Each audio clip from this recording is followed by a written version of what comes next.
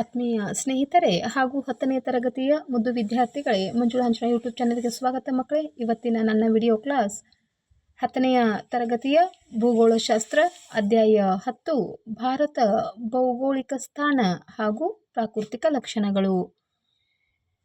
ಮಕ್ಕಳೇ, ಈ ಪಾಠದ ಕೊನೆಗೆ ಅಭ್ಯಾಸದಲ್ಲಿ ಕೇಳಿದ ಪ್ರಶ್ನೆಗಳಿಗೆ ಉತ್ತರಗಳನ್ನು ನೋಡೋಣ. ಮೊದಲಿಗೆ ಖಾಲಿ ಬಿಟ್ಟಿರುವ ಸ್ಥಳಗಳನ್ನು ಸೂಕ್ತ ಪದಗಳಿಂದ ಭರ್ತಿ ಮಾಡಿರಿ. ಇದು ಮುಖ್ಯ ಪ್ರಶ್ನೆ. ರೋಮನ್ ಸಂಖ್ಯೆ 1. ಮೊದಲನೆಯ ವಾಕ್ಯ, ಇಂಡಿಯಾ ಎಂಬ ಹೆಸರು ಡ್ಯಾಶ್ ನದಿಯಿಂದ ಬಳಕೆಗೆ ಬಂದಿದೆ. ಸರಿಯಾದ ಪದ, ಇಂಡಿಯಾ ಎಂಬ ಹೆಸರು ಸಿಂಧೂ ನದಿಯಿಂದ ಬಳಕೆಗೆ ಬಂದಿದೆ. ಎರಡನೆಯ ಬಿಟ್ಟ ಸ್ಥಳದ ವಾಕ್ಯ, ಭಾರತವು ಒಟ್ಟು ಡ್ಯಾಶ್ ಚದುರ್ ಕಿಲೋಮೀಟರ್ಗಳಷ್ಟು ವಿಸ್ತಾರವಾಗಿದೆ. ಸರಿಯಾದ ಪದ, ಭಾರತವು ಒಟ್ಟು 32,87,263 ಚದುರ್ ಕಿಲೋಮೀಟರ್ಗಳಷ್ಟು ವಿಸ್ತಾರವಾಗಿದೆ. ಮೂರನೆಯ ಪ್ರಶ್ನೆ, ಭಾರತದ ಮಧ್ಯಭಾಗದಲ್ಲಿ ಡ್ಯಾಶ್ ಉತ್ತರ ಅಕ್ಷಾಂಶ ಹಾಯ್ದು ಹೋಗುತ್ತದೆ. ಸರಿಯಾದ ಪದ, ಭಾರತದ ಮಧ್ಯಭಾಗದಲ್ಲಿ 23ನೇ ಉತ್ತರ ಅಕ್ಷಾಂಶ ಹಾದು ಹೋಗುತ್ತದೆ. ಇದಕ್ಕೆ ಕರ್ಕಾಟಕ ಸಂಕ್ರಾಂತಿ ವೃತ್ತ ಎಂದು ಸಹ ಕರೆಯುತ್ತಾರೆ. ಇನ್ನು ನಾಲ್ಕನೆಯ ವಾಕ್ಯ, ಭಾರತದ ಮುಖ್ಯ ಭೂಭಾಗವು ಹೊಂದಿರುವ ಕರಾವಳಿಯು ಡ್ಯಾಶ್ ಕಿಲೋಮೀಟರ್ಗಳಷ್ಟು ಆಗಿದೆ. ಸರಿಯಾದ ಪದ, ಭಾರತದ ಮುಖ್ಯ ಭೂಭಾಗವು ಹೊಂದಿರುವ ಕರಾವಳಿಯು 100 ಕಿಲೋಮೀಟರ್ಗಳಷ್ಟು ಆಗಿದೆ. ಐದನೆಯ ವಾಕ್ಯ, ಭಾರತದ ಭೂಸ್ವರೂಪವನ್ನು ಡ್ಯಾಶ್ ಪ್ರಧಾನ ವಿಭಾಗಗಳಾಗಿ ವಿಂಗಡಿಸಲಾಗಿದೆ. ಸರಿಯಾದ ಪದ, ಭಾರತದ ಭೂಸ್ವರೂಪವನ್ನು 4 ಪ್ರಧಾನ ವಿಭಾಗಗಳಾಗಿ ವಿಂಗಡಿಸಲಾಗಿದೆ. ಆರನೆಯ ಪ್ರಶ್ನೆ, ಮಹಾ ಹಿಮಾಲಯವನ್ನು ಡ್ಯಾಶ್ ಎಂದು ಕರೆಯುವರು. ಸರಿಯಾದ ಪದ, ಮಹಾ ಹಿಮಾಲಯವನ್ನು ಹಿಮಾದ್ರಿ ಎಂದು ಕರೆಯುವರು. ಏಳನೆಯ ವಾಕ್ಯ, ಪ್ರಪಂಚದಲ್ಲಿಯೇ ಡ್ಯಾಶ್ ಅತ್ಯುನ್ನತ ಶಿಖರವಾಗಿದೆ. ಸರಿಯಾದ ಪದ, ಪ್ರಪಂಚದಲ್ಲಿಯೇ ಮೌಂಟ್ ಎವರೆಸ್ಟ್ ಅತ್ಯುನ್ನತ ಶಿಖರವಾಗಿದೆ. ಎಂಟನೆಯ ವಾಕ್ಯ, ಉತ್ತರ ಭಾರತದ ಮೈದಾನವು ಡ್ಯಾಶ್ ಮಣ್ಣಿನಿಂದ ನಿರ್ಮಾಣವಾಗಿದೆ. ಸರಿಯಾದ ಪದ, ಉತ್ತರ ಭಾರತದ ಮೈದಾನವು ಮೆಕ್ಕಲು ಮಣ್ಣಿನಿಂದ ನಿರ್ಮಾಣವಾಗಿದೆ. ಒಂಬತ್ತನೆಯ ಬಿಟ್ಟ ಸ್ಥಳದ ವಾಕ್ಯ, ಕರ್ನಾಟಕದಲ್ಲಿ ಪಶ್ಚಿಮ ಘಟ್ಟಗಳನ್ನು ಡ್ಯಾಶ್ ಎಂದು ಕರೆಯುವರು. ಸರಿಯಾದ ಪದ, ಕರ್ನಾಟಕದಲ್ಲಿ ಪಶ್ಚಿಮ ಘಟ್ಟಗಳನ್ನು ಸಹ್ಯಾದ್ರಿ ಎಂದು ಕರೆಯುವರು. ಮುಖ್ಯ ರೋಮನ್ ಸಂಖ್ಯೆ 2, ಈ ಕೆಳಗಿನ ಪ್ರಶ್ನೆಗಳಿಗೆ ಸಂಕ್ಷಿಪ್ತವಾಗಿ ಉತ್ತರಿಸಿ. 10ನೆಯ ಪ್ರಶ್ನೆ, ಭಾರತವು ಏಷ್ಯಾ ಖಂಡದ ಯಾವ ಭಾಗದಲ್ಲಿದೆ? ಉತ್ತರ, ಭಾರತವು ಏಷ್ಯಾ ಖಂಡದ ದಕ್ಷಿಣ ಭಾಗದಲ್ಲಿದೆ. 11ನೆಯ ಪ್ರಶ್ನೆ, ಭಾರತವು ಭೂಮಿಯ ಯಾವ ಗೋಳಾರ್ಧದಲ್ಲಿದೆ? ಉತ್ತರ, ಭಾರತವು ಭೂಮಿಯ ಉತ್ತರ ಗೋಳಾರ್ಧದ ಪೂರ್ವ ಭಾಗದಲ್ಲಿದೆ.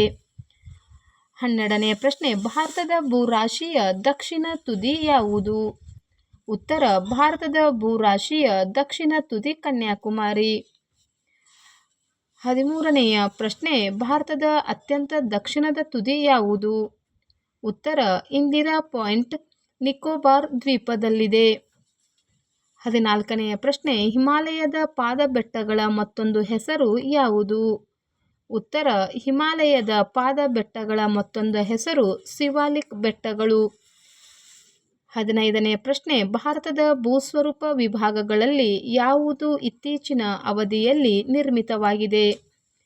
ಉತ್ತರ, ಭಾರತದ ಭೂಸ್ವರೂಪ ವಿಭಾಗಗಳಲ್ಲಿ ಶಿವಾಲಿಕ್ ಬೆಟ್ಟಗಳು ಇತ್ತೀಚಿನ ಅವಧಿಯಲ್ಲಿ ನಿರ್ಮಿತವಾಗಿದೆ.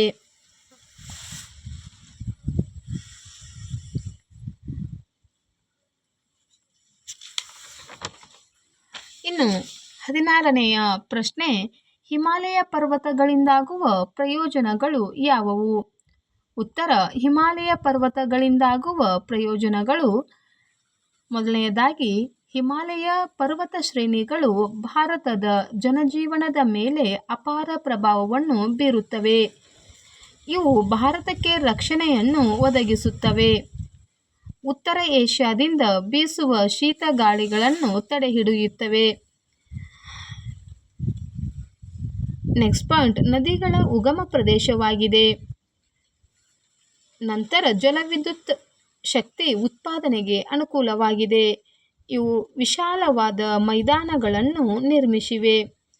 ವೈವಿಧ್ಯಮಯ ಸಸ್ಯ ಮತ್ತು ಪ್ರಾಣಿ ಸಂಕುಲಗಳಿಗೆ ಆಶ್ರಯ ತಾಣವಾಗಿವೆ. ಅಪಾರ ಪ್ರಮಾಣದ ಖನಿಜ ಸಂಪನ್ಮೂಲಗಳನ್ನು ಒಳಗೊಂಡಿವೆ ಹಾಗೂ ಪ್ರವಾಸೋದ್ಯಮ ಮತ್ತು ಧಾರ್ಮಿಕ ಕೇಂದ್ರಗಳಿಗೆ ಪ್ರಸಿದ್ಧಿಯಾಗಿವೆ. ಇನ್ನು 17ನೆಯ ಪ್ರಶ್ನೆ, ಪರ್ಯಾಯ ಪ್ರಸ್ಥಭೂಮಿಯು ಹೊಂದಿರುವ ವ್ಯಾಪ್ತಿಯನ್ನು ವಿವರಿಸಿ. ಉತ್ತರ, ಪರ್ಯಾಯ ಪ್ರಸ್ಥಭೂಮಿಯ ವ್ಯಾಪ್ತಿ. ಈ ಪ್ರಸ್ಥಭೂಮಿಯು ಸಟ್ಲೆಜ್ ಗಂಗಾ ಮೈದಾನದ ದಕ್ಷಿಣದಲ್ಲಿ ಹಿಂದೂ ಮಹಾಸಾಗರದವರೆಗೂ ಚಾಚಿಕೊಂಡಿದೆ. ಇದರ ಒಟ್ಟು ಕ್ಷೇತ್ರ ಸುಮಾರು 16 ಲಕ್ಷ ಚದುರ್ ಕಿಲೋಮೀಟರ್. ಇದು ಉತ್ತರದಲ್ಲಿ ಅರಾವಳಿ ಬೆಟ್ಟಗಳಿಂದ ದಕ್ಷಿಣದ ಕನ್ಯಾಕುಮಾರಿಯವರೆಗೂ ಹರಡಿದೆ. ಪಶ್ಚಿಮದಲ್ಲಿ ಪಶ್ಚಿಮ ಘಟ್ಟಗಳಿಂದ ಪೂರ್ವದಲ್ಲಿ ಜಾರ್ಖಂಡ್ನ ರಾಜ್ಮಹಲ್ ಬೆಟ್ಟಗಳವರೆಗೆ ಸುಮಾರು 1400 ಕಿಲೋಮೀಟರ್ ಅಗಲವಾಗಿವೆ. ಈ ಪರ್ಯಾಯ ಪ್ರಸ್ಥಭೂಮಿಯು ತ್ರಿಕೋನಾಕೃತಿಯಲ್ಲಿದ್ದು ಉತ್ತರದಲ್ಲಿ ಅಗಲವಾಗಿದ್ದು ದಕ್ಷಿಣದ ಕಡೆಗೆ ಕಿರಿದಾಗಿವೆ. ಪಶ್ಚಿಮದಲ್ಲಿ ಅರಬ್ಬಿ ಸಮುದ್ರ, ಪೂರ್ವದಲ್ಲಿ ಬಂಗಾಳ ಕೊಲ್ಲಿ ಹಾಗೂ ದಕ್ಷಿಣದಲ್ಲಿ ಹಿಂದೂ ಮಹಾಸಾಗರಗಳನ್ನು ಇದು ಒಳಗೊಂಡಿದೆ. 18ನೆಯ ಪ್ರಶ್ನೆ, ಶಿವಾಲಿಕ್ ಶ್ರೇಣಿಯನ್ನು ಕುರಿತು ಬರೆಯಿರಿ. ಉತ್ತರ, ಶಿವಾಲಿಕ್ ಶ್ರೇಣಿ ಇದು ಹಿಮಾಲಯ ಪರ್ವತಗಳಲ್ಲಿ ಇತ್ತೀಚೆಗೆ ನಿರ್ಮಿತವಾದುದು. ಇದು ಅತ್ಯಂತ ದಕ್ಷಿಣದಲ್ಲಿರುವ ಸರಣಿ. ಅತಿ ಕಡಿಮೆ ಎತ್ತರವನ್ನು ಹೊಂದಿದೆ. ಇದನ್ನು ಹಿಮಾಲಯದ ಪಾದ ಬೆಟ್ಟಗಳು ಎಂದು ಸಹ ಕರೆಯುತ್ತಾರೆ. ಇಲ್ಲಿ ಸಮತಟ್ಟಾದ ಕಿರಿದಾದ ಮೈದಾನಗಳಿವೆ. ಈ ಮೈದಾನಗಳನ್ನು ಡೂನ್ಗಳು ಎಂದು ಕರೆಯುವರು. ಉದಾಹರಣೆಗೆ ಡೆಹ್ರಾಡೂನ್, ಕೋಟಾ, ಪಾಟ್ಲಿ, ಚೌಕಾಂಬಾ, ಉಧಂಪುರ್ ಮತ್ತು ಕೋಟ್ಲಾ.